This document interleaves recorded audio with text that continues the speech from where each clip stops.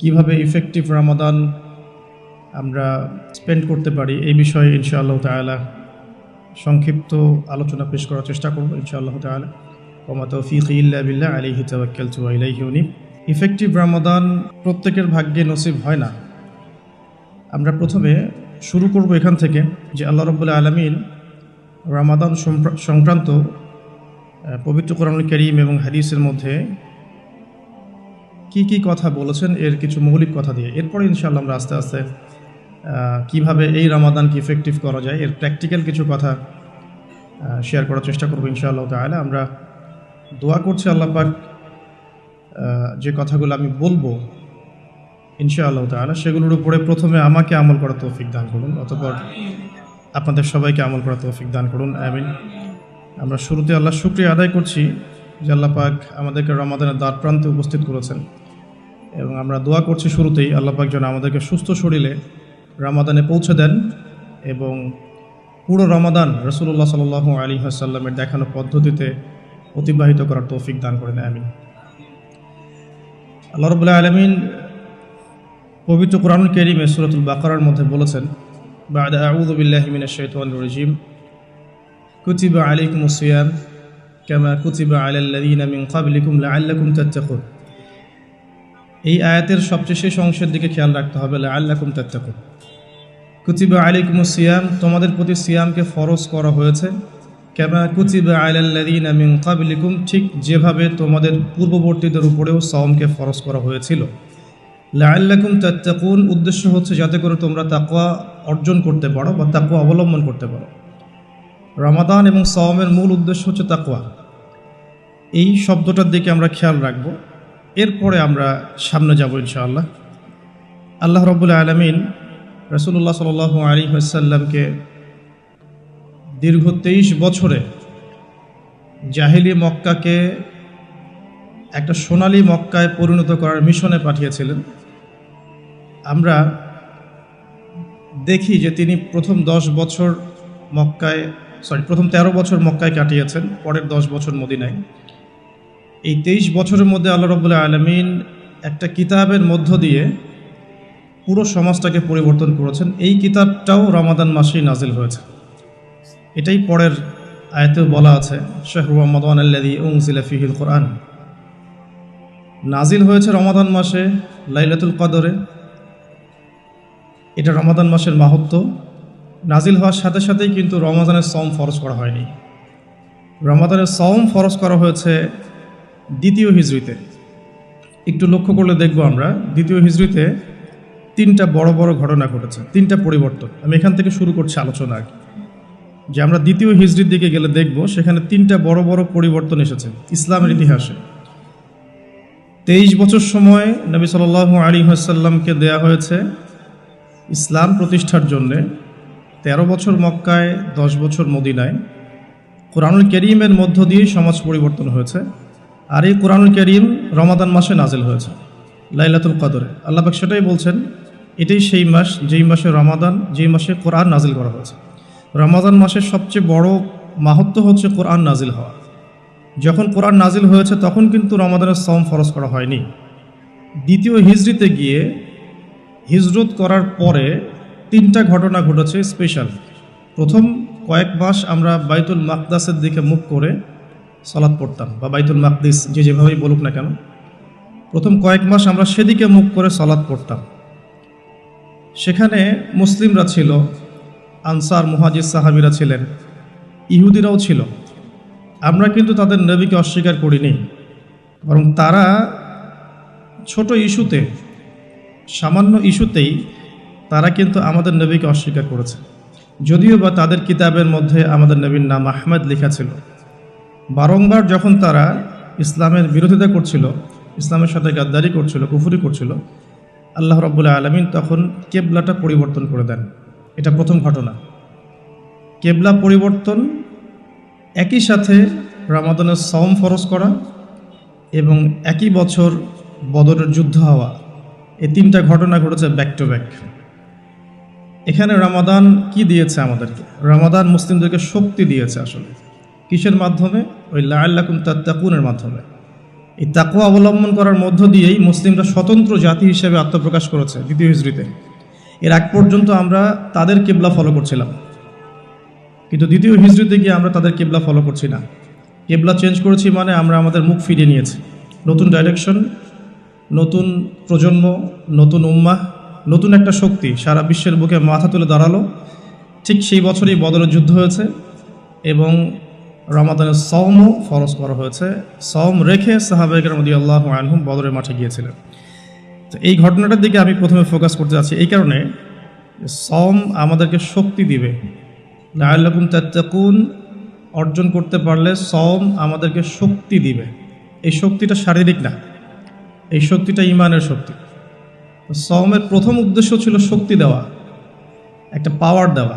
মুসলিমদেরকে একটা শক্তি দেওয়া হয়েছে সওমের মধ্য দিয়ে। কেবলা পরিবর্তনের মধ্য দিয়ে নতুন জাতি মাথা তুলে দাঁড়িয়েছে, সংগ্রাম করেছে বদরের মাঠে, এবং সওম আমাদেরকে সেই শক্তি দিয়েছে। তিনটে একই সালে ঘটেছে, ব্যাক টু ব্যাক। এবং আপনারা খেয়াল করলে দেখবেন কুতিবা আলাইকুমুস সিয়ামের ডানে বামে কুতিবা আলাইকুমুল কিতালও আছে, কুতিবা আলাইকুমুল কিসাসও আছে, ঠিক ডানে এবং বামে। খেয়াল করে দেখবেন যে আয়াতটা আছে কুতিবা আলাইকুমুস সিয়াম কামা কুতিবা আলাল লাযিনা মিন ক্বাবলিকুম লাআল্লাকুম তাত্তাকুন, এর এক পৃষ্ঠার সামনেই গিয়ে আপনি দেখবেন কুতিবা আলাইকুমুল কিসাস ফিল কতলা, এই আয়াতটা আছে। ঠিক তার পরের পৃষ্ঠায় গিয়ে দেখবেন আপনি কুতিবা আলাইকুমুল কিতাল, এটাও আছে। তিনটা ঘটনা ব্যাক টু ব্যাক একই সালে ঘটা এবং তিনটা আয়াত ব্যাক টু ব্যাক পরের পৃষ্ঠায় থাকা, এগুলো কিন্তু মানে অ্যাক্সিডেন্টলি হয়নি। আসলে প্রত্যেকটার পিছনে একটা হারমোনিয়াস কানেকশন আছে। যাই হোক, আমরা অত ডেপথে যাব না আজকের সেশনে, যেহেতু আজকের সেশনটা আমাদের ইফেক্টিভ রমাদান এই টপিকের উপরে, আমরা ওই টপিকেই থাকবো ইনশাল্লাহ। তো আমি মূল টপিকে যাওয়ার আগে আপনাদেরকে রমাদান সংক্রান্ত কিছু হাদিস শোনাচ্ছি, যেটা রাসূলুল্লাহ সাল্লাল্লাহু আলাইহি ওয়াসাল্লাম আমাদেরকে জানিয়েছেন। এখান থেকে আমরা যাব সামনে প্র্যাকটিক্যালি কীভাবে আমরা এগুলোর উপর আমল করতে পারি। প্রথম যে হাদিসটা আমি আপনাদের জন্য নোট করেছি সেটা হচ্ছে মুসনাদ আহমেদের হাদিস নাম্বার ৯৭১৪। এখানে আবু হুরায়রা রাদিয়াল্লাহু আনহু থেকে বর্ণিত আছে, রাসূলুল্লাহ সাল্লাল্লাহু আলাইহি ওয়াসাল্লাম ইরশাদ করেছেন যে প্রত্যেক মানুষের আমলের প্রতিদান 10 গুণ পর্যন্ত বৃদ্ধি করা হয়। প্রত্যেকটা মানুষের, মুসলিম মুমিনের আমলের প্রতিদান 10 গুণ পর্যন্ত বৃদ্ধি করা হয়, কিন্তু সওম ব্যতীত, সওম বা রোজা ব্যতীত। আল্লাহ রাব্বুল আলামিন এই ব্যাপারে বলেছেন যে ইল্লা সওম, সওম ছাড়া, ফাইন্নাহু লি ওয়া আনা আজজি বিহি, সওম আমার জন্যে আর আমি নিজে আল্লাহ স্বয়ং তার প্রতিদান দিব। এখানে কোনো 10 গুণ, 27 গুণ, 70 গুণ কোনো নাম্বার বা ফিগার এখানে আল্লাহর জন্য প্রযোজ্য নয়। অসীম নেকি আল্লাহ পাক দিবেন সওমের মধ্য দিয়ে, এটা আমরা মাথায় রাখি।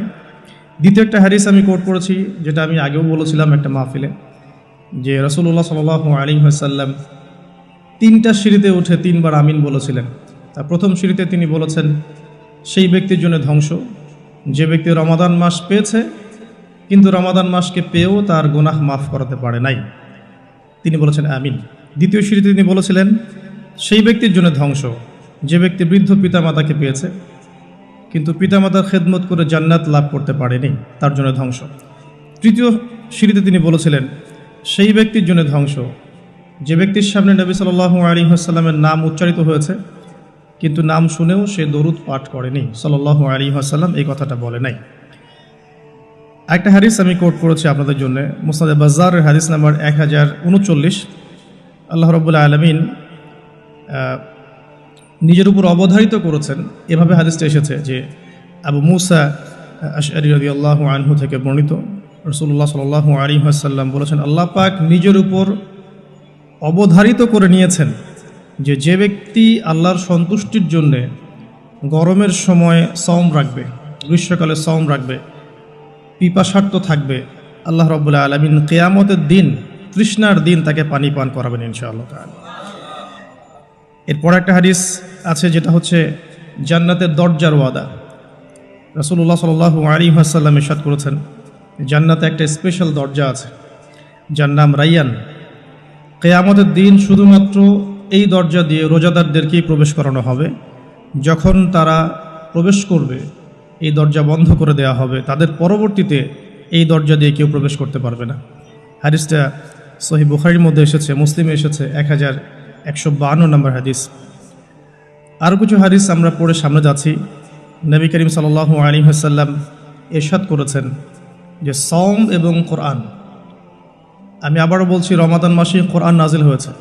আর এই হাদিসেও এসেছে সওম এবং কোরআন কিয়ামতের দিন বান্দার পক্ষে সুপারিশ করবে। সওম বলবে, ইয়া রব, হে আমার রব, আমি তাকে খাবার এবং যৌন প্রবৃত্তি থেকে বিরত রেখেছিলাম, অতএব তার ব্যাপারে আমার সুপারিশ কবুল করুন। কোরআন বলবে, হে আল্লাহ, আমি তাকে রাতের বেলা ঘুম থেকে বিরত রেখেছি, সে রাত জেগে আমাকে তেলাওয়াত করেছে, মানে কিয়ামুল লাইল এবং তাহাজ্জুদ এবং তারাবির সালাতে তেলাওয়াত করেছে। হে আল্লাহ, আপনি তার পক্ষে আমার সুপারিশ কবুল করুন। রাসূলুল্লাহ সাল্লাল্লাহু আলাইহি ওয়াসাল্লাম বলছেন তাদের উভয়ের সুপারিশই কবুল করা হবে ইনশাআল্লাহ তাআলা। হাদিসটা মুস্তাদরাক হাকিমে এসেছে 2080 নম্বর হাদিস।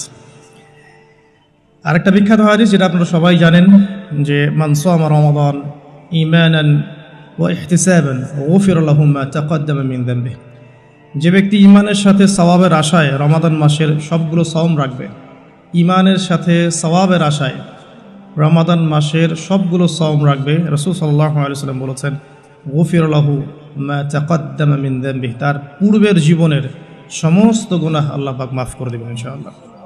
অন্য হাদিসে এসেছে যে ব্যক্তি রমাদান মাসের সওম রাখবে দিনের বেলা এবং রাতের বেলা কিয়ামুল লাইল করবে বা তারাবির নামাজ পড়বে বা তাহাজ্জুদ আদায় করবে, গুফিরা লাহু মা তাকদ্দামা মিন যামবিহি, তার পূর্বের সমস্ত গুনাহ আল্লাহ পাক মাফ করে দেবেন।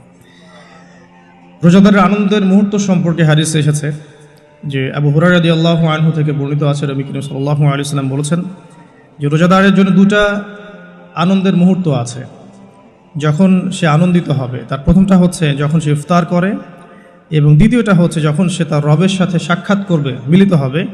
এই দুটো সময়ে আল্লাহ রাব্বুল আলামিন তাকে আনন্দিত করে দিবেন ইনশাআল্লাহ তাআলা। অন্য বর্ণনা এসেছে যে যখন সে আল্লাহর সাথে মিলিত হবে বা আল্লাহর সাথে সাক্ষাৎ করবে কিয়ামতের দিন, আল্লাহ পাক তাকে এত পুরস্কার দিবেন যাতে সে আনন্দিত হয়ে যাবে ইনশাআল্লাহ আযজা ওয়া জাল্লা। হাদিসটা বুখারীতে এসেছে 1904 নম্বর হাদিসে।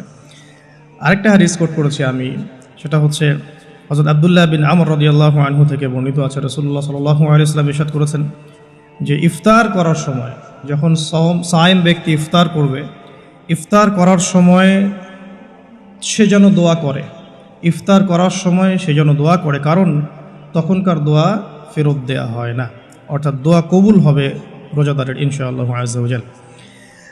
আর এই হাদিসটা আমি এবারই প্রথম পেয়েছি, আগে আমি এই টপিক নিয়ে কথা বলার সময় হাদিসটা কোট করিনি কখনো।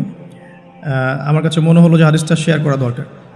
হাদিসটা এসেছে মুসনাদ আহমদের মধ্যে 23,070 নম্বর হাদিস, যে হযরত আব্দুল্লাহ ইবনে আব্বাস রাদিয়াল্লাহু আনহু থেকে বর্ণিত আছে, রাসূলুল্লাহ সাল্লাল্লাহু আলাইহি ওয়াসাল্লাম ইরশাদ করেছেন যে মাসের 3টা সওম, এক মাসের 3টা সওম আমরা যেটা রাখি, মাসিক 3টা সওম আইয়ামে বীজের, এবং বছরের এক মাসের সওম অর্থাৎ রমাদান মাসের সওম, এই দুটো কাজ মানুষের অন্তরের রোগ, মনের যে রোগগুলো আছে, স্পেশালি এখানে লেখা আছে মনের রোগের মধ্যে স্পেশালি হিংসা বিদ্বেষ দূর করে দেয়, যেটা এখনকার জেনারেশনের জন্য খুব বেশি ইম্পর্টেন্ট।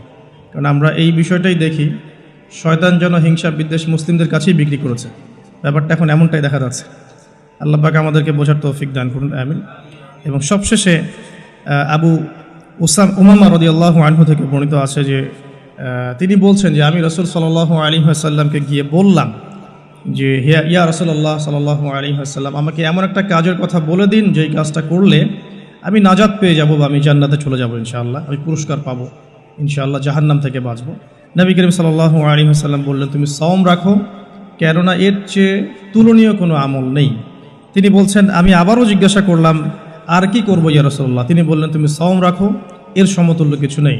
তিনি বলছেন আমি আবারও বললাম ইয়া রাসূলুল্লাহ, এরপর আমি কি করব? তিনি বলছেন তুমি সওম রাখো, এর সমতুল্য কোনো আমল নেই। আল্লাহ পাক আমাদেরকে হাদিসগুলো বোঝার তৌফিক দান করুন, আমিন।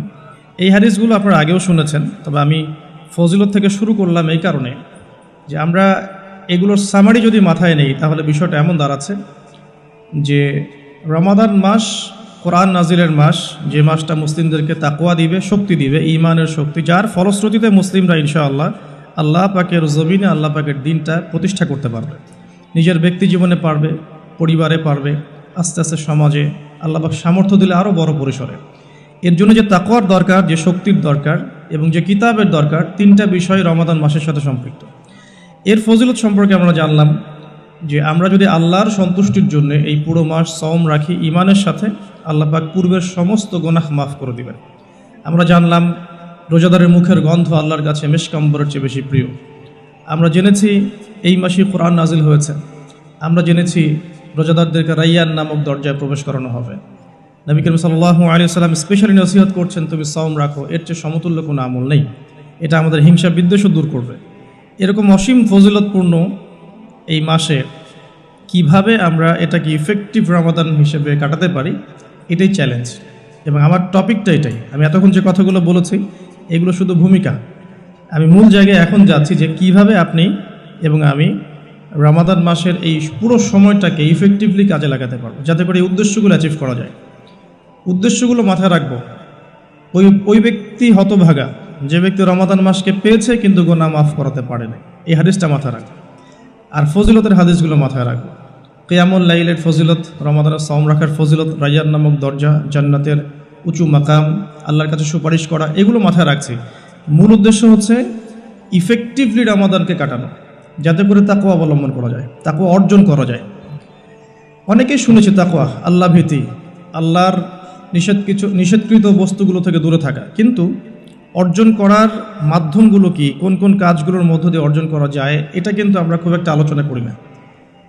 আমরা ইফেক্টিভ রমাদানের প্রথম যে কাজটার কথা লিখেছি, আমি নোট করেছি এখানে মোটামুটিভাবে 20টার কথা। তো আমি স্টার্ট করছি এখান থেকে যে ইফেক্টিভ রমাদান শুরু হবে কিন্তু আমাদের আজকে মানে সন্ধ্যার পর থেকে আর কি। আমরা নিশ্চয়ই পশ্চিমা সংস্কৃতির মতো রাত 12টার সময় রাত দিন কাটাই না। আমরা জানি আমাদের রাত এবং দিন শুরু হয় সূর্য ওঠা এবং ডোবার সাথে সম্পৃক্ত। সূর্য ডুবে গেলেই আমরা এখন রমাদানে প্রবেশ করছি। আমরা দোয়া করি আল্লাহর কাছে, আল্লাহ পাক যেন আমাদেরকে সুস্থ শরীরে রমাদানের সমস্ত সওমগুলো রাখার তৌফিক দান করেন এবং রমাদান মাসটাকে ইফেক্টিভলি কাটানোর তৌফিক দান করেন। আমরা আমাদের চেষ্টাগুলো অব্যাহত রাখবো, বাকিটা আল্লাহ রাব্বুল আলামিন কবুল করার মালিক। আল্লাহ পাক চাইলে অল্প আমলেই নাজাত হয়ে যাবে ইনশাআল্লাহ আযজা ওয়া জাল। শুরুটা হবে মূলত তারাবি দিয়ে। আসলে আজকে আমরা তারাবি দিয়ে শুরু করছি। প্রথম যে কাজটা আমরা শুরু করছি রমাদান মাসে, সেটা তারাবি কেন্দ্রিক। তো আমরা সবাই চেষ্টা করব প্রথমত যে তারাবির সালাত জামাতের সাথে পড়ার জন্য, এবং তারাবির সালাতটাকে বর্তমান প্রচলিত 3G 4G সালাতের মতো না করা এবং সালাতের মধ্যে সৌন্দর্য নিয়ে আসা।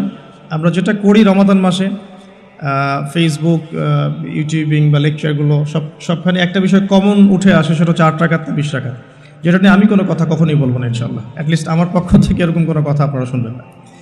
আমরা এখানে একটা শব্দ ব্যবহার করতে চাই, সেটা হচ্ছে নামাজের কোয়ালিটি। আপনি 8 রাকাতই পড়েন আর 20 রাকাতই পড়েন, আমি বলবো যে নামাজের কোয়ালিটিটা কেমন হয়েছে। কোয়ান্টিটি নিয়ে আমার কোনো মাথা ব্যথা নাই। নবী করিম সাল্লাল্লাহু আলাইহি ওয়াসাল্লামের যে 8 রাকাতের হাদিসটা আনা হয়েছে, 8 রাকাত বা 11 রাকাতের হাদিসটা সহিহ বুখারী থেকে আয়েশা রাদিয়াল্লাহু আনহার উদ্ধৃতি দিয়ে, সেই নামাজের সৌন্দর্য সম্পর্কেও কিন্তু কথা এসেছে। আয়েশা রাদিয়াল্লাহু আনহা বলেছেন, তুমি আমাকে সেই নামাজের সৌন্দর্য সম্পর্কে জিজ্ঞেস করো না। হাদিসের কথাটা কিন্তু এমন ছিল, তুমি আমাকে, রাবিকে আয়েশা রাদিয়াল্লাহু আনহা বলছেন, তুমি আমাকে এই নামাজের সৌন্দর্য সম্পর্কে জিজ্ঞেস করো না। তিনি কিয়াম করলেন, প্রথম রাকাতেই 1 পারা 2 পারা 2.5 পারা কোরআন পড়ে ফেললেন এবং রুকু করলেন। রুকুতে ততক্ষণ থাকলেন যতক্ষণ তিনি কিয়ামে ছিলেন। রুকু থেকে উঠে ততক্ষণ দাঁড়িয়ে থাকলেন যতক্ষণ রুকুতে ছিলেন। সিজদায় গিয়ে ততক্ষণ থাকলেন যতক্ষণ তিনি দাঁড়িয়েছিলেন। তার পা ফুলে যেত। আমরা রাকাত সংখ্যা নিয়ে ঝগড়া করি, কিন্তু তিনি অল্প রাকাত নামাজের যে দলিল, সেখান থেকে আমরা কোয়ালিটি নিয়ে কথা বলি না। আদৌ কি আমরা এভাবে 8 রাকাত নামাজ পড়ছি যেভাবে রাসূলুল্লাহ সাল্লাল্লাহু আলাইহি ওয়াসাল্লাম পড়েছেন? রাকাত সংখ্যাটা বড় কথা নয়, বড় কথাটা হচ্ছে যে আমাদের নামাজের কোয়ালিটিটা কতটুকু হচ্ছে, নামাজের ধীর স্থিরতা কতটুকু হচ্ছে, কতটুকু কোরআন তেলাওয়াত করছে, রুকু সিজদা কত লম্বা করছে। আমি জানি এখানে আমরা তার মতো করে করতে পারবো না, এটা আমি জানি, কিন্তু কিছু পরিবর্তন আমরা আনতে পারি। আমি প্র্যাকটিক্যাল সে কথাগুলো বলবো ইনশাআল্লাহ। যেমন নর্মালি আমরা নামাজ দাঁড়িয়ে হয়তো সূরা ফাতিহা পড়ি, সূরা ফাতিহা পড়ার পরে আমরা একটা সূরা মিলিয়ে পড়ি। আমরা রমাদান মাসের সওমে একটা সূরার জায়গায় আরও কয়েকটা সূরা মিলিয়ে পড়তে পারি। আপনার কিয়ামটা কিন্তু লম্বা হবে। হয়তো আপনি হাফেজ নন, কিন্তু আপনি চাইলে কিন্তু কয়েকটা ছোট ছোট সূরা একসাথে পড়তে পারেন, যাতে করে আপনার টাইমটা কিন্তু লম্বা হচ্ছে, আপনার কিয়ামটা লম্বা হচ্ছে। এবার আপনি রুকু করছেন, রুকুতে গিয়ে আমরা সাধারণত একটা তাসবিহ পড়ে ফেলি, সুবহান রাব্বিয়াল আযীম, সবাই এটাই পড়ি, ম্যাক্সিমাম মানুষ 3 বার পড়ে আমার জানা মতে। রমজান মাসে আপনি এটাকে সৌন্দর্যমণ্ডিত করতে পারেন, আপনি চাইলে আরও একটা তাসবিহ অ্যাড করতে পারেন, সুবহানাকা আল্লাহুম্মা রাব্বানা ওয়া বিহামদিকা আল্লাহুম্মা গফিরলি, এটা একটা তাসবিহ আছে। অথবা সুবহুন কুদ্দুসুন রব্বুল মালাইকাতি ওয়ার রূহ, এটা অ্যাড করতে পারেন। আপনি কিন্তু আরও এক্সট্রা 2টা তাসবিহ অ্যাড করলেন, আপনার রুকুটা লম্বা হলো, নামাজটার মধ্যে সৌন্দর্য বাড়লো। আমরা উঠে দাঁড়িয়ে অনেক সময় সামি আল্লাহু লিমান হামিদা বলেই আমরা চলে যাই সিজদায়। আমরা কিন্তু ওখানে রব্বানা ওয়া লাকাল হামদের পরেও হামদান কাসীরান তাইয়িবান মুবারাকান ফীহি বলতে পারি, সময়টা বাড়লো, রুকুটার সৌন্দর্য বাড়লো। সিজদায় গিয়ে আমরা যা করি সুবহান রাব্বিয়াল আ'লা 3 বার বলি, উঠে চলে আসে। অনেকে হয়তো 3 বারের জায়গায় 5 বার, 7 বার, 10 বার অনেকে এভাবে বলি। কিন্তু আমরা এই রমজান মাস থেকে নিয়াত করতে পারি, চেষ্টা করতে পারি যে সিজদায় গিয়ে আমরা একাধিক তাসবিহ পড়লাম এবং কমপক্ষে 1-2টা দোয়া হলেও সিজদায় করলাম। আল্লাহুম্মা আতিনা ফিদ দুনিয়া হাসানা ওয়া ফিল আখিরাতি হাসানা ওয়া কিনা আযাবান নার। এই দোয়াটা জানে না এমন কোনো মানুষ কিন্তু নাই। আর নবী সাল্লাল্লাহু আলাইহি ওয়াসাল্লাম বলেছেন, সিজদায় মানুষ আল্লাহর এত কাছে থাকে যত কাছে সে কখনোই থাকতে পারবে না। তো আমরা সিজদায় দোয়া করলে সিজদার সময়টা বাড়লো, নামাজের সৌন্দর্য বাড়লো। আমরা নবী সাল্লাল্লাহু আলাইহি ওয়াসাল্লামের মতো পা ফলানো নামাজ না পড়তে পারলেও অ্যাটলিস্ট নামাজের টাইমটা বাড়াতে পারলাম, সৌন্দর্য বাড়লো। এটাই হচ্ছে কিন্তু মূল বিষয় তারাবির সালাতের। কত লম্বা সময় ধরে আমি আল্লাহর সাথে কথোপকথন করতে পারি। আমরা তাশাহুদ দরুদের পরে দোয়া মাসুরা পড়ে অনেকে সালাম ফিরিয়ে ফেলি। এখানে কিন্তু আরও দোয়া করার সুযোগ আছে। স্পেশাল আল্লাহুম্মা ইন্নী আউযু বিকা মিন আযাবিল কবরি ওয়া আযাবি জাহান্নাম ওয়া মিন ফিতনাতিল মাহইয়া ওয়াল মামাত ওয়া মিন শাররি ফিতনাতিল মাসিহিদ দাজ্জাল। এই দোয়া কিন্তু করার কথা জোরভাবে হাদিসে এসেছে যে তোমরা 4টা বিষয় থেকে আশ্রয় চাও। এছাড়াও কিন্তু আপনি সালাম ফেরানোর আগে যে কোনো দোয়াই করতে পারছেন কোরআন এবং সুন্নাহ থেকে। নামাজটা লম্বা হলো, নামাজে আপনি আল্লাহর সাথে বেশি কথা বলতে পারলেন, নামাজের মধ্যে প্রশান্তি পাওয়া গেল। এভাবে নামাজ পড়ার পরে দেখবেন 2 রাকাত নামাজ পড়লে আপনার মনের মধ্যে শান্তি চলে আসছে। অথচ 3G 4G স্পিডে আপনি 10 রাকাত 20 রাকাত নামাজ পড়লে কিন্তু মনের মধ্যে শান্তি পাচ্ছেন না।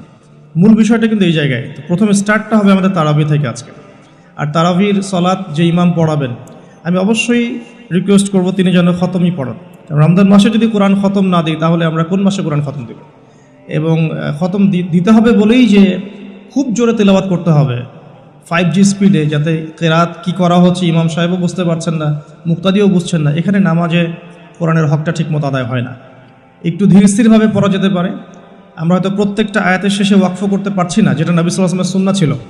নবী করিম সাল্লাল্লাহু আলাইহি ওয়াসাল্লাম কিন্তু প্রত্যেকটা আয়াতের শেষে ওয়াকফ করতেন, থামতেন, থেমে থেমে তিনি তেলাওয়াত করতেন। হয়তো আমরা সেটা করতে পারি না, কিন্তু আমরা চেষ্টা করতে পারি তেলাওয়াতটার টেম্পোটা যেন কমে যায়, যাতে করে 2 রাকাত নামাজ পড়তে মিনিমাম 5 থেকে 8 মিনিট সময় লাগে। এই নামাজটা পড়লে আমরা মোটামুটিভাবে কিছুটা হলেও হক আদায় করতে পারবো ইনশাআল্লাহ। আমি কিছু প্র্যাকটিক্যাল কথা বলছি, কারণ প্র্যাকটিক্যালি দেখে দেখে আমার কাছে এগুলো মনে হয়েছে, এই টিপসগুলো হয়তো এগুলো কাজে দেবে ইনশাআল্লাহ। এছাড়াও আমরা জামাতের সাথে নামাজ পড়ার পর আমরা যেটা করতে পারি সেটা হলো শেষ রাত্রে আমরা আবারও ওঠার অভ্যাস করতে পারি।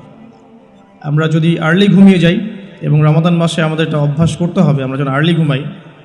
আর্লি যদি ঘুমিয়ে যাই আমরা শেষ রাত্রে ইনশাআল্লাহ সাহারি করার মিনিমাম 1 ঘন্টা 1.5 ঘন্টা আগে যদি উঠতে পারি, শেষ রাতে গিয়ে আমরা আবারও কিন্তু 2-4 রাকাত 8-10 রাকাত নামাজ পড়তে পারবো ইনশাআল্লাহ, এবং পরিবারের সদস্যদেরকে ওঠাতে পারবো। আর এই সময়টা সেই সময় যে সময় আল্লাহ রাব্বুল আলামিন প্রথম আসমানে নেমে আসেন এবং বান্দার জন্য আহ্বান করতে থাকেন, কে আছো আমার কাছে কিছু চাইবে আমি তোমাকে তা দেব, কে আছো আমাকে ডাকবে আমি তোমার ডাকে সাড়া দেব, কে আছো আমার কাছে ইস্তেগফার করবে আমি তোমার গুনাহগুলোকে মাফ করে দেব। তো শেষ রাত্রে দোয়া কবুল হয়। দোয়া কবুলের এই সময়টাতে আমরা যেন ঘুমিয়ে না কাটাই, মিনিমাম 1 ঘন্টা আগে আমরা ওঠার চেষ্টা করব শেষ রাত্রে। তাহলে ওই সময়টা আমরা ইনশাআল্লাহ তাআলা ইবাদতে কাটাতে পারবো। আল্লাহ পাক তৌফিক দান করুন, আমিন। তো আমরা রমাদানের স্টার্টটা করব আজকের তারাবি থেকে, এবং আজকের রাতের আপনার শেষ রাত্রে কিছু নামাজের মধ্য দিয়ে, যেটাকে অনেকে তাহাজ্জুদ বলে থাকেন। আর এরপরে আমরা যে বিষয়গুলো দিকে ফোকাস করব সেটা হচ্ছে সাহরি এবং ইফতার।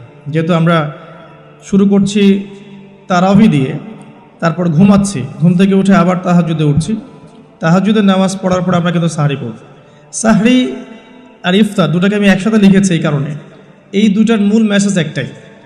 রমজান মাসে আমাদেরকে নিয়াত করতে হবে এবং চেষ্টা করতে হবে সাহরি এবং ইফতারে যেন খুব বেশি না খাই। প্রথম কথা হচ্ছে এটা, সাহরি এবং ইফতারে এত বেশি খাওয়া যাবে না যেটা আপনার সওমের আধ্যাত্মিকত্ব নষ্ট করে ফেলবে। সওমের যে রুহানিয়াত বা আধ্যাত্মিকত্ব আছে, এটা বেশি খেলে নষ্ট হয়ে যাবে, বেশি ঘুমালে নষ্ট হয়ে যাবে, বেশি কথা বললে নষ্ট হয়ে যাবে, আড্ডা পিটালে গল্প করলে, অনলাইনের সময় অপচয় করলে বা অন্যান্য মুভিজগুলো দেখলে আপনার রমাদানের নূর কিন্তু নষ্ট হয়ে যাবে। বেশি খাওয়ার অভ্যাসটা ত্যাগ করতে হবে রমাদান মাস থেকেই। আমরা কিছু কিছু বিধান দেখেছি যেটা কোরআন এবং হাদিসে আছে, বাস্তবিক খুব একটা আমল আসলে নাই। তার মধ্যে অন্যতম একটা হচ্ছে খাওয়ার সুন্নত। খাওয়ার সুন্নত আমাদের সবার মধ্যে খুব একটা নাই, থাকলে আমাদের ফিটনেসগুলো এমন হতো না আসলে। খেয়াল করে দেখবেন এই 8 তলা উঠতে কিন্তু অনেকে হাঁপায় গেছে। তো এই ফিটনেসগুলো কিন্তু আমাদের ক্ষতি করছে, আমরা বুঝতে পারছি না। আমি রমাদান মাসে রিকোয়েস্ট করবো বেশি খাবেন না, পেটের 3 ভাগের 1 ভাগ খাবেন এবং কোনোভাবেই কোনো ম্যানুফ্যাকচার্ড খাবার খাবেন না। কোনো ম্যানুফ্যাকচার্ড ফুড আপনার শরীরের ভিতরে ঢুকতে দিবেন না। ম্যানুফ্যাকচার্ড বলতে বোঝাচ্ছি মানুষ যেগুলোকে প্রডিউস করে মার্কেটিং করছে, যেগুলোর মধ্যে সাইড ইফেক্ট আছে এবং যেগুলোর মধ্যে মানে পুষ্টি উপাদান কম। বাসায় হোমমেড ফুড খাবেন। অনেক সময় দেখা যায় সাহারি এবং ইফতারে আমরা এত বেশি ভোজন রসিক হয়ে পড়ি যে আমরা তারাবির নামাজ ঠিকমতো পড়তে পারি না, অসুস্থ হয়ে যাই, পেট খারাপ হয়ে যায়। এই জন্য বাসার নর্মাল কমন খাবারগুলো খাবেন এবং এই সিজনে বেশি বেশি মানে জুসি জিনিসগুলো খাওয়ার চেষ্টা করতে হবে স্পেশালি, তাহলে আমরা ফিজিক্যালি ফিট থাকবো ইনশাআল্লাহ। আর শরীর সুস্থ রাখতে হবে এই কারণে যাতে করে আমরা আল্লাহর ইবাদত বেশি বেশি করতে পারি। তো আল্লাহ পাক আমাদের সবাইকে খাবার নিয়ন্ত্রণ করার তৌফিক দান করুন। আর যে ব্যক্তি খাবারকে নিয়ন্ত্রণ করতে পারে না সে কিন্তু প্রবৃত্তিকে নিয়ন্ত্রণ করতে পারবে না। একজনের সামনে অনেকগুলো খাবার এনে দেন, তার খাওয়ার স্টাইলটা দেখে আপনি গেস করতে পারবেন তার ভিতরে প্রবৃত্তি নিয়ন্ত্রণের ক্ষমতা কতটুকু।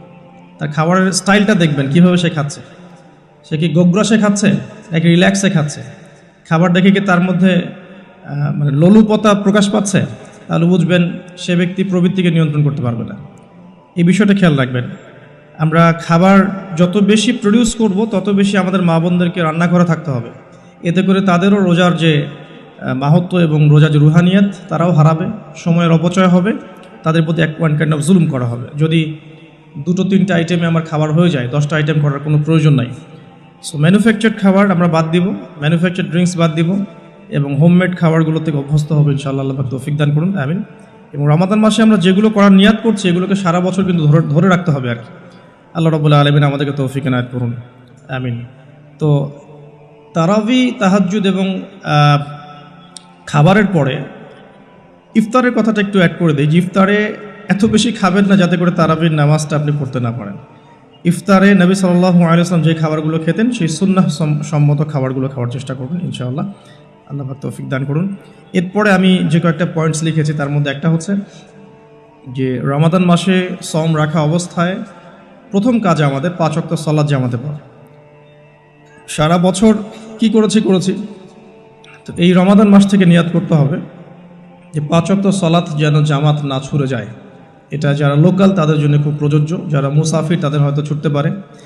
যদি ছুটেও যায় একা একা পড়ে ফেলতে হবে। যদি সম্ভব হয় বাসায় জামাত করা যেতে পারে যদি ছুটে যায়। রমাদান মাসে 5 ওয়াক্ত সালাত জামাতে পড়লে অন্যান্য মাসের যে নেকি তার চেয়ে মিনিমাম 70 গুণ নেকি বেশি হবে ইনশাআল্লাহ। আর জামাত একটা ঐক্য দেয়, একটা পরিচিতি হয়, হৃদ্যতা ভালোবাসা বাড়ায়। একটা মুসলিম কমিউনিটির মধ্যে জামায়াতের গুরুত্ব অনেক বেশি, জামায়াতের সাথে নামাজ এই বিষয়টার গুরুত্ব অনেক বেশি।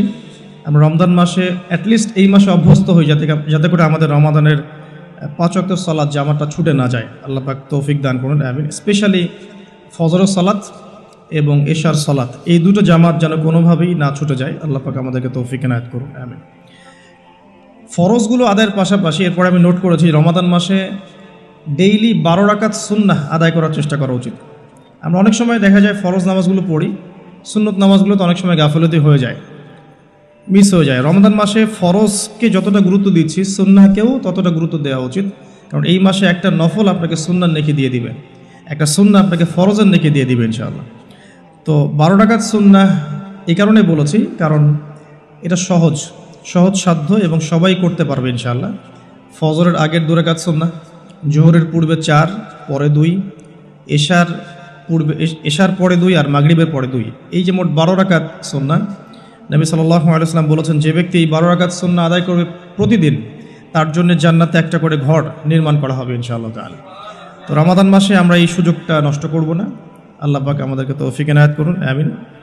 তো 5 ওয়াক্ত সালাত জামাতের সাথে 12 রাকাত সুন্নাহ।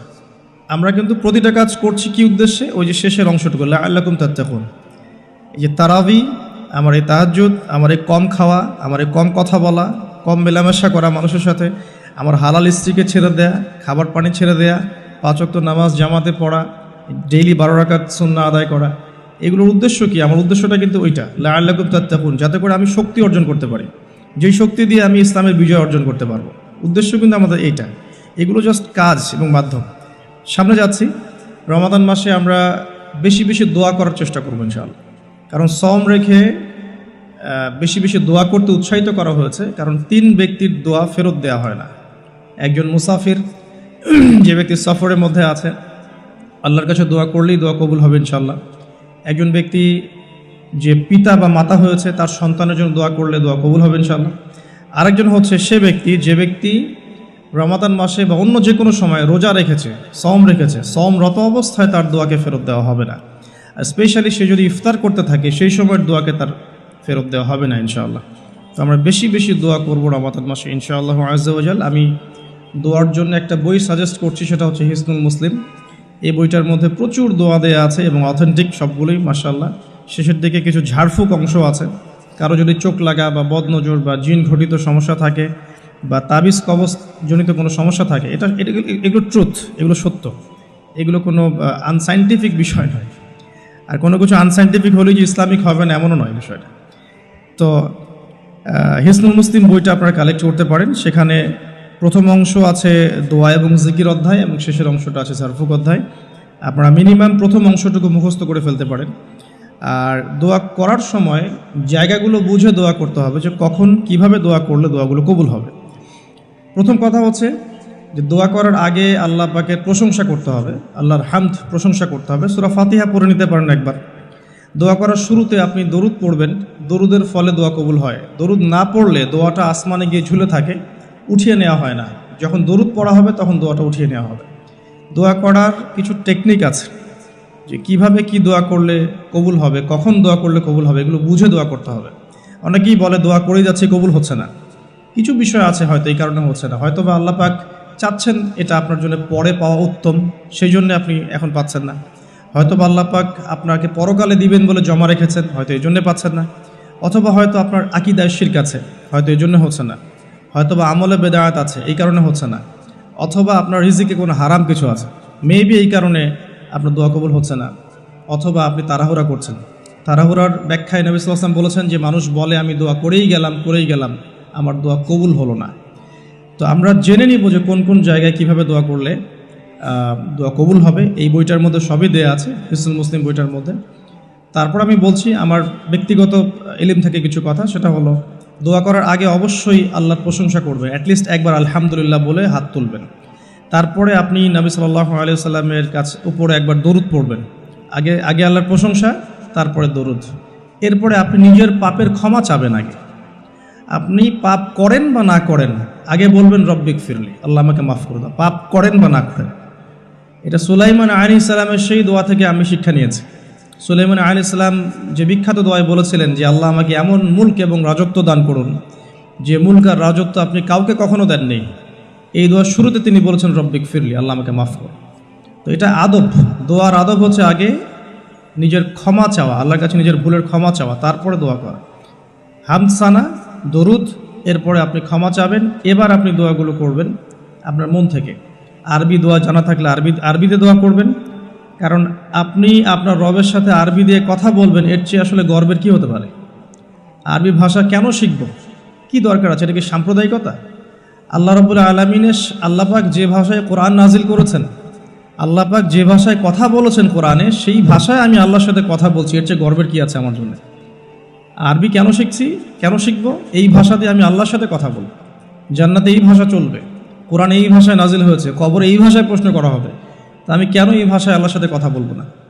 এর মানে এই নয় যে কেউ যদি আরবি না জানে অন্য ভাষায় দোয়া করতে পারবে না, এমনটা নয়।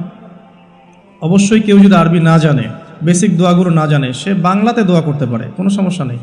ইংরেজিতে দোয়া করতে পারে, উর্দু দিয়ে দোয়া করতে পারে। ভাষাগত পার্থক্য আল্লাহর কাছে নেই, তবে আরবির মর্যাদা আছে।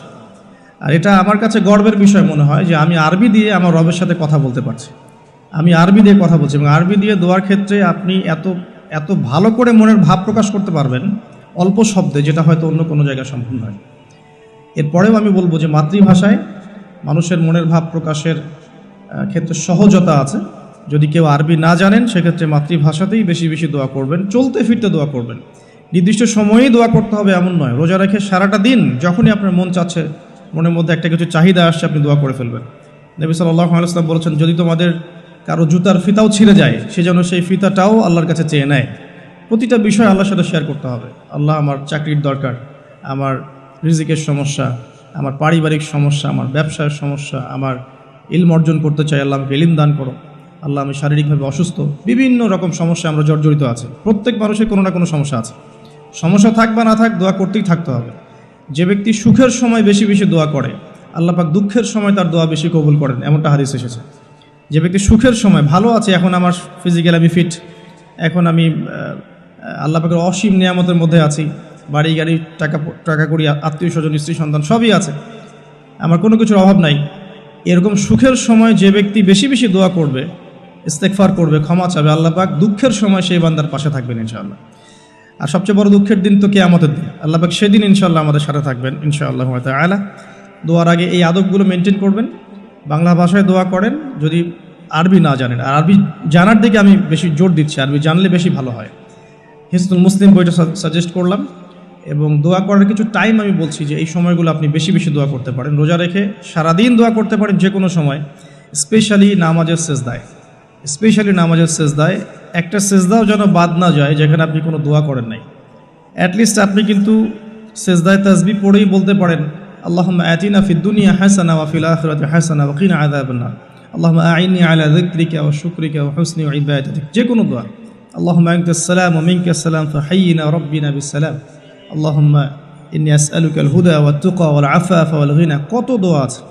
রব্বি হাবলি মিনাস সালিহিন, আল্লাহুম্মা রব্বানা আতিনা ফিদ দুনিয়া হাসানা ওয়া ফিল আখিরাতি হাসানা ওয়া কিনা আযাবান নার, রব্বিরহামহুমা কামা রাব্বায়ানি সগীরা, রব্বানা আতিনা মিন লাদুনকা রাহমা ওয়া হাইয়্যি লানা মিন আমরিনা রাশাদা। প্রচুর দোয়া আছে, দোয়ার উপরে সেশন করা যাবে। আপনি সেজদায় বেশি বেশি দোয়া করেন, মিনিমাম 1টা 2টা 3টা করে দোয়া করার চেষ্টা করেন। যদি আরবি না জানেন, আপনি নফল নামাজে, সুন্নত নামাজে বাংলাতেও দোয়া করলে ইনশাআল্লাহ কবুল হবে। আল্লাহ পাক সমস্ত ভাষায় বোঝেন ইনশাআল্লাহ তাআলা। সেজদায় দোয়া করেন বেশি বেশি। আমি সাজেস্ট করবো যে রমজান মাসে আপনি 2 আজানের মাঝখানে দোয়া করবেন। আজান হয়েছে, আজানের সময় দোয়া করলে দোয়া কবুল হয়ে যায়। আজান এবং একামতের মাঝখানে দোয়া করলে দোয়া কবুল হয়ে যায়। রমাদান মাসে লাইলাতুল কদর আছে, শেষ দশকের বেজর রাতগুলোর মধ্যে আমরা একে পাবো। যদি কেউ লাইলাতুল কদর পেয়ে যায়, সেই রাত্রে যে দোয়া করবে সে দোয়াগুলো কবুল হবে ইনশাআল্লাহ তাআলা। কাউকে ইফতার করানোর পর দোয়া করলে দোয়া কবুল হতে পারে ইনশাআল্লাহ। দান সাদাকা করার পর দোয়া করলে দোয়া কবুল হতে পারে ইনশাআল্লাহ।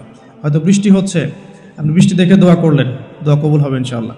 দোয়া কবুলের অনেক সময় আছে, অনেক মুহূর্ত আছে, অনেক আদব আছে। এগুলো আমি সাজেস্ট করে দিয়েছি, বইটার নাম হিসনুল মুসলিম। এই বইয়ের মধ্যে সব কিছু লেখা আছে, আপনারা একটু পড়ে নেবেন। আমি এখানে বেশি টাইম দিলে পর্দাগুলো কভার করতে পারবো না। আল্লাহ পাক আমাদেরকে বেশি বেশি দোয়া করার তৌফিক দান করুন, আমিন। আর এরপরে রমাদান মাসে সওম রেখে আমরা বেশি বেশি জিকির করতে চেষ্টা করব। জিকির বলতে কি বোঝাচ্ছি? আল্লাহ রাব্বুল আলামিন তাকে ডাকার জন্যে, তাকে স্মরণ করার জন্য যে বিষয়গুলো মাধ্যম হিসেবে দিয়েছেন, এগুলো প্রত্যেকটাই কিন্তু জিকির। সলাতও এক প্রকার জিকির, আমাদের কোরআন তেলাওয়াতও এক প্রকার জিকির। আমরা এইখানে জিকির বলতে যা বোঝাচ্ছি সেটা হচ্ছে ডেইলি কিছু জিকির আমরা করি, যেগুলোর মধ্য দিয়ে আমরা আমাদের জিহ্বাকে তরতাজা রাখবো, সিক্ত রাখবো। আমরা সবসময় আজে বাজে কথা বলার চাইতে এই কোরআনের কথা, হাদিসের কথা বা আল্লাহ পাকের তাসবিহ তাহলিল, এগুলো তো অভ্যস্ত হলে পরে দেখবেন রমাদানের সওমের আধ্যাত্মিকত্ব বাড়ছে ইনশাআল্লাহ। এটা আপনি প্রমাণিত যে আপনি 1টা ঘন্টা অহেতুক কথাবার্তা বলেন কারোর সাথে, আপনার মনের নূরগুলো নষ্ট হয়ে যাবে। এবং আপনি 1টা ঘন্টা চুপ করে থাকেন, দেখবেন চুপ করে থাকার ফলে আপনার মধ্যে অনেক চিন্তা আল্লাহর পক্ষ থেকে ইনস্টল হচ্ছে। ভালো চিন্তাও আসে, আর শয়তানের পক্ষ থেকে খারাপ চিন্তাও আসতে পারে চুপ করে থাকলে। আর যদি আপনি বেশি বেশি জিকির করতে থাকেন, ফর এক্সাম্পল 100 বার সুবহানাল্লাহ, ফর এক্সাম্পল আলহামদুলিল্লাহ, আল্লাহু আকবার, লা হাওলা ওয়ালা কুওয়াতা ইল্লা বিল্লাহ, আস্তাগফিরুল্লাহ ওয়া আতুবু ইলাইহি, হাসবিয়াল্লাহ ওয়া নি'মাল ওয়াকিল। আপনি বলছেন লা ইলাহা ইল্লাল্লাহ, অথবা লা ইলাহা ইল্লাল্লাহ ওয়াহদাহু লা শারীকা লাহু, লাহুল মুলকু ওয়া লাহুল হামদু ওয়া হুয়া আলা কুল্লি শাইইন কাদির, সুবহানাল্লাহি ওয়া বিহামদিহি, সুবহানাল্লাহিল আযীম, অথবা সুবহানাল্লাহিল আযীম ওয়া বিহামদিহি। এরকম প্রচুর জিকির দেয়া আছে, কিন্তু এই বইয়ের মধ্যে দেয়া আছে। এগুলো যদি নিয়ম করে করি, আমরা একটা সময় ফিক্স করে করি যে আমি এই 1টা ঘন্টা ফজরের নামাজের পরে এই জিনিসগুলো করব, তাহলে কিন্তু আপনি আপনার রোজার মধ্যে ইফেক্টিভ বিষয়গুলো খুঁজে পাবেন। তবে আমি এটা সাজেস্ট করি যে আপনি চলতে ফিরতে এই কাজগুলো করবেন। ঢাকা শহরে আমরা যারা থাকি আমরা জ্যামের সাথে অভ্যস্ত। আমি বলবো যে জ্যাম যেমন একটা আযাব আমাদের জন্য, আমরা মানে বস্তুবাদিতার পিছনে বেশি ছুটছি, তো আল্লাহ পাক এই জন্য আমাদের সময়টাকে খেয়ে ফেলছে। যে এত দ্রুত তুমি দুনিয়ার দিকে ছুটতে চাও, থাকো, বসে থাকো এখানে। যত বেশি ছুটবেন তত বেশি আল্লাহ পাক পিছিয়ে দিবেন।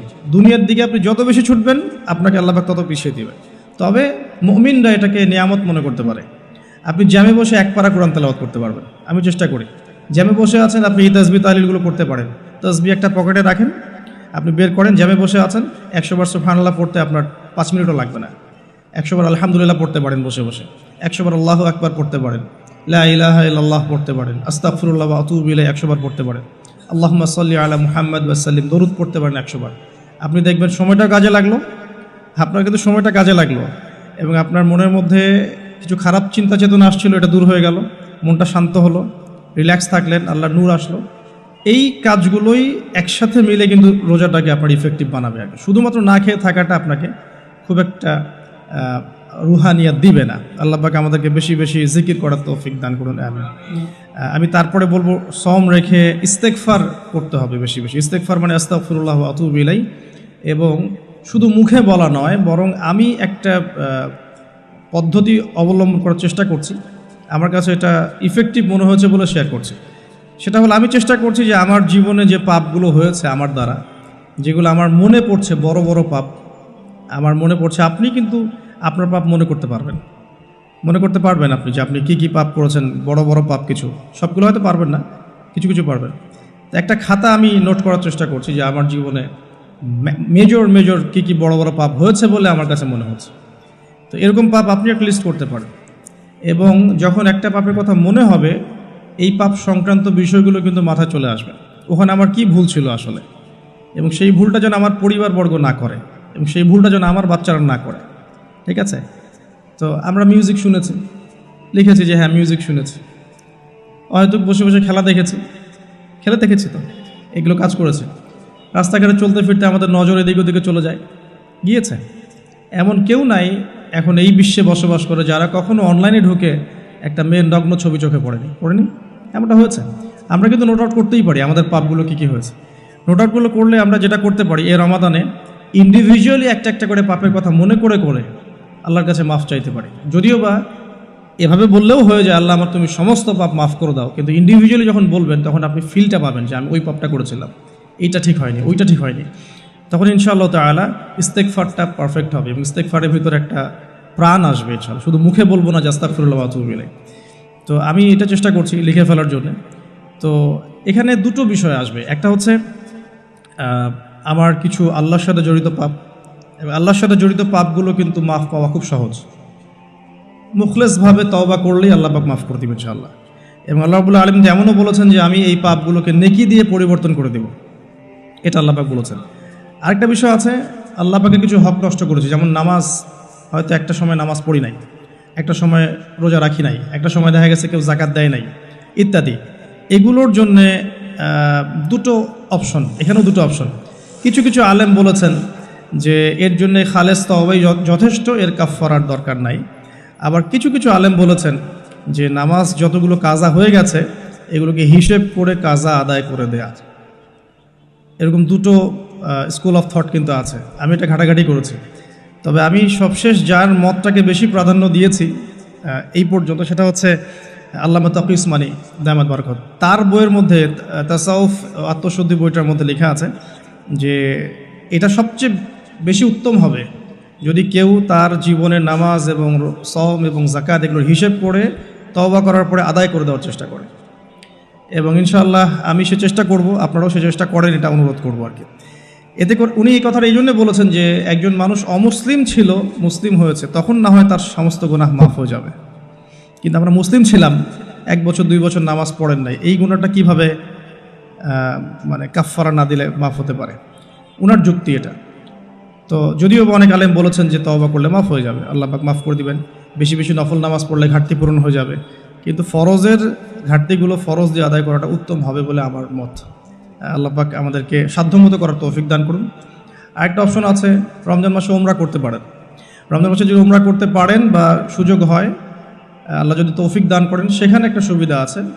যেমন মক্কায় এক ওয়াক্ত নামাজ পড়লে আপনি অনেক ওয়াক্তের নেকি পাচ্ছেন, এবং মদিনাতেও এক ওয়াক্ত নামাজ পড়লে আপনি 1000 ওয়াক্তের নেকি পাচ্ছেন। তো এখানে কিন্তু ওই কাফফারাটা আদায় হয়ে যাবে ইনশাআল্লাহ। এটা একটা সুযোগ। সোমরা করতে যেতে পারেন, আর যদি যান আমাকেও সাথে নিয়ে যান, আল্লাহ পাক তৌফিক দান করুন। ঠিক আছে। আর আরেকটা বিষয় আছে, পাপের লিস্ট করতে গিয়ে আমি যেটা দেখেছি সেটা হচ্ছে যে কিছু পাপ থাকবে যেগুলো মানুষের সাথে সম্পৃক্ত, এগুলো সবচেয়ে ডেঞ্জারাস।